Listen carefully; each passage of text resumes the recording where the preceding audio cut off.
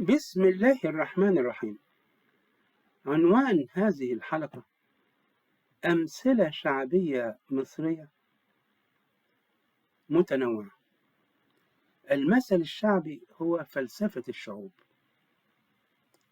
والشاعر إبراهيم أبو سنة له كتاب عن فلسفة المثل الشعبي، والباجوري له كتاب أمثال عوام المصريين، وقد تابعت مجزأ في مجلة المأثورات الشعبية العراقية التي كانت تأتي إلى القاهرة بانتظام في مرحلة الثمانينيات.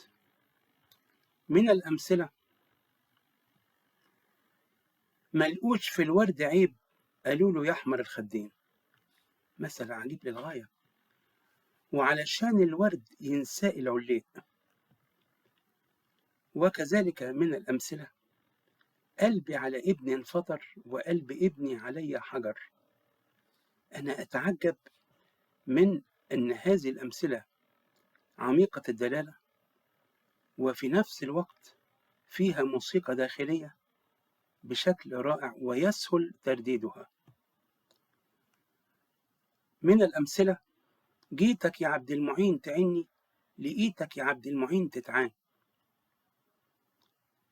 وأيضا المية تكذب الغطاس، وآدي الجمل وآدي الجمال. وأشياء عجيبة جدا. ويلاحظ أن الأمثلة الشعبية العربية متشابهة. ففي تونس اليتيم ما يتلام، وفي فلسطين التمر مسامير الركب، ويراجع من السفر ادخل ولو بحجر. فهناك تشابه عجيب بين الأمثلة الشعبية في العالم العربي. وفي الخليج يقولون الصاحب ساحب، أو يقولون اللي يخاف الله ما تخاف منه.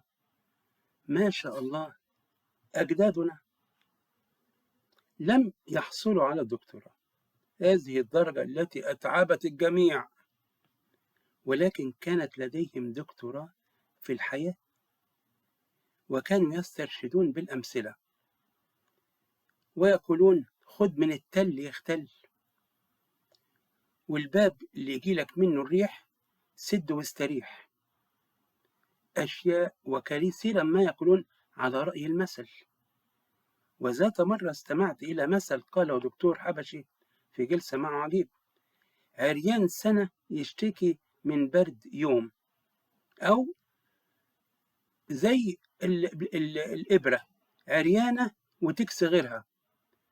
إذن فنحن أمام حكم عجيبة وترددت عبر القرون، وأكدت الأيام مصداقيتها. فكأننا أمام مدرسة شعبية كبرى لهذه الحكم بشكل عجيب. وذات مرة استمعت إلى مثل قاله دكتور خالد السعدون في جلسة معه، قال: المجالس مدارس. ما هذا الجمال؟ يعني أنت تستمع إلى حكمة، ويمتاز المثل الشعبي بأنه قصير وقوي الدلالة وفيه موسيقى داخلية. ومن أطول الأمثلة الشعبية بصراحة، جابوا للمجنون عقل على عقله، ما عجبوش غير عقله، وهذا منتهى السخط الشديد. وطبعا هناك أمثلة اخترعتها النساء. مثال: يا مأمنة للرجال يا مأمنة للمية في الغربال. وهذا المثل يدل على حذر المرأة من غدر الرجل. وأشياء عجيبة جدا.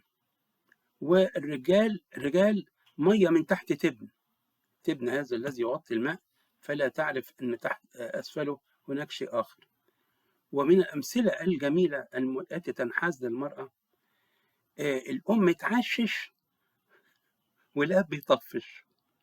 وأنا أتعجب من هذا المثل الذي يوجد في حرف الشين الثقيل، ولكن هي أمثلة متنوعة، واستمراريتها يؤكد على أن تجارب إنسانية أكدت صدق هذه الأمثلة. طبعا دون أن نردد تعصبا للمرأة أو الرجل، الاثنان في الحياة لا تستقيم إلا بالطرفين.